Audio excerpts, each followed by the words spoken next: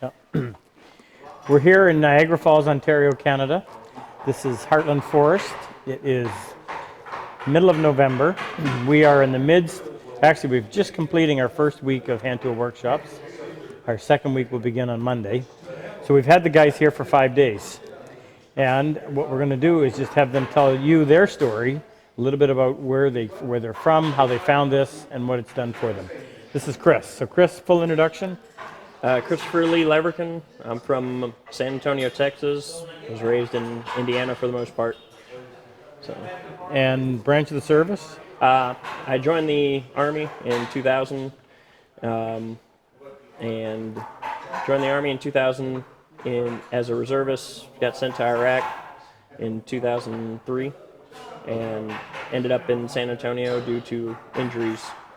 Would you mind telling us what happened to you? January 2nd, 2004, I was a fueler in the military. Ended up getting blown up by an IED, just wrong place, wrong time. I was driving a 5,000-gallon fuel tanker, a 5-ton tractor with a fuel tanker on the back. RPG came in, hit the side of the fuel tanker, jackknifed it, and I was lucky enough to have it throw me out. Run of my injuries ended up coming from the IED. So when I got to the hospital, I was sent to Brooke Army Medical Center basically because it was the #1 burn center. I had first and second degree burns to my face and left hand, and then second and third degree burns to my right hand. So they were able to do a skin graft, and I have full function of my right hand. And you lost a I ended up becoming a blown knee amputee. I had the option of keeping it or losing it after a lot of a lot of reflection and seeing a few of the other individuals coming through. Came to the conclusion that I'd be better off having my leg removed. Quality of life is what I was looking at. I wanted to be able to run after and catch my kids and be able to play with them. And so left leg had fractured in 3 places, and they were able to save it just fine. It's limited. It's actually my worst leg. Yeah. So Tell us how you found out about our program. a buddy, Ivan Perez, he started coming through our programs again. We'd known him in 2007, 2008 timeframe. He was in a different place and came back through our programs wanting to take part in our sled hockey program. Really enjoyed it, really loved it. I'm his coach for sled hockey, so I have to beat up on him and set him straight a lot of the time. For some reason, I'm one of the few people he'll listen to. And we have a woodworking program that he's come out and helped try to take part in and even assist, and told me one day he signed me up for this. Didn't tell me what it was. He just said, I signed you up for something. And he said, you'll find out soon enough. And then I got a phone call from Luther and your phone call, and here I am. So had no idea what to expect. Had some expectations, and this has gone above and beyond everything I expected. Ivan's a Marine, and he was part of our program in April. And we asked the vets when they leave, the only thing we asked them to do is find us another vet that they think this would really help. So kudos to Ivan. He did his job. That's great.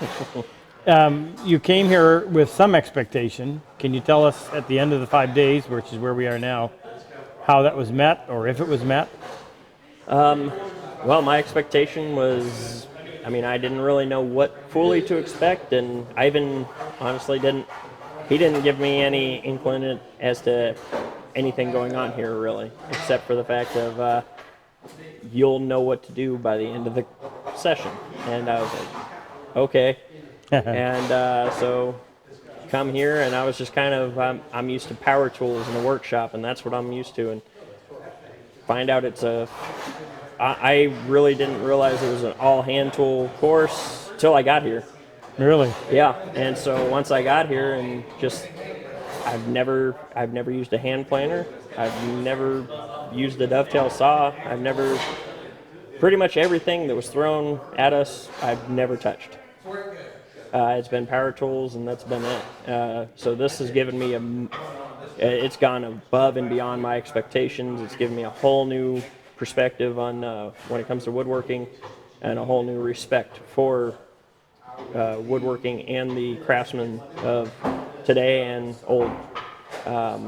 For just a little bit that we've done this whole time, it's been astounding what we've been able to accomplish in the time frame, and something I look forward to continuing and hopefully passing some of the knowledge I've learned here on to other people. Hopefully they can do it a little better than I can, and hopefully me continuing on with it will get better as we go. Talk to the vets out there that you know this would help, and encourage them to reach out to us so we can find them and provide this for them as well.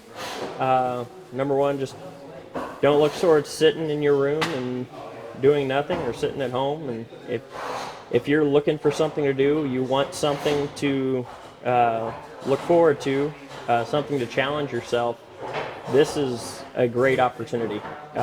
If you happen to have the opportunity, I would take it wholeheartedly, full 100%. Throw everything you got into it. This has been a tremendous experience for me. I've already got projects running through my mind of stuff I'd like to do, or at least attempt to do when I get back home. For any of those looking for something to do, if you may not know exactly where you want to go in life at the moment, take some time for yourself. Come here just to get away and try to learn a new skill. You might surprise yourself. You may discover this is what you want. This is what you want to do. And this has been, like I said, this has been awesome to be able to just. It's relaxing on a whole different level. It's a lot of work, but it's relaxing on a whole different level. So, Chris, thank you for your service, and thank you for coming. We've enjoyed having you. thank you for having me. You're welcome.